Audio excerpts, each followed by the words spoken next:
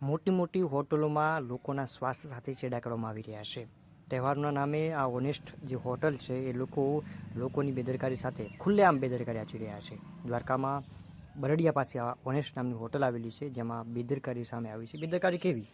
તો કે જે બ્રેડ છે એ બ્રેડ 3 દિવસ જૂની એટલે એક્સપાયર થયેલી બ્રેડ છે એનાથી આ લોકો સેન્ડવિચ બનાવી રહ્યા છે અને લોકો પાસેથી રૂપિયા ખંખેરી રહ્યા છે. ઓનેસ્ટમાં તમને ખબર છે કે જે પણ વસ્તુ ખરીદો છો એના ભાવ બહુ ઊંચા જ હોય છે, છતાં પણ અને એમાં પણ ઊંચા ભાવ લીધા પછી પણ જો વસ્તુ સારી ના મળે તો પછી એ બ્રાન્ડ શું કામની? એક્સપાયર થયેલી બ્રેડમાંથી તમે કોઈ પણ વસ્તુ ખાઓ છો તો તમારા સ્વાસ્થ્યને હાનિ થાય છે અને આ લોકો ખુલ્લેઆમ આ રીતે પૈસા લોકો પાસેથી ખંખેરી રહ્યા છે, છતાં પણ કોઈ કાર્યવાહી કરવામાં નથી આવતી. આ તો એક વિડીયો અત્યારે સોશિયલ મીડિયામાં વાયરલ થયો છે, જેના કારણે આ સમગ્ર ઘટના બહાર આવી છે અને લોકોને જાણ થઈ છે.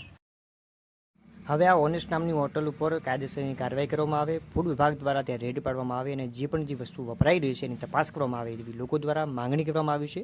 કારણ કે સ્વાસ્થ્ય એ લોકોની પહેલી જરૂરિયાત છે. સ્વાસ્થ્ય સાથે જો ચેડા થાય તો એ ક્યારેય સ્વીકાર્ય નથી અને રૂપિયા આપવા છતાં પણ જો સ્વાસ્થ્ય તમારું બગડતું હોય તો એ હોટલો સામે, એ સંસ્થાઓ સામે કાયદેસરની કાર્યવાહી થવી જોઈએ, એવી ત્યારે લોકોએ માંગણી ઉચ્ચારી છે.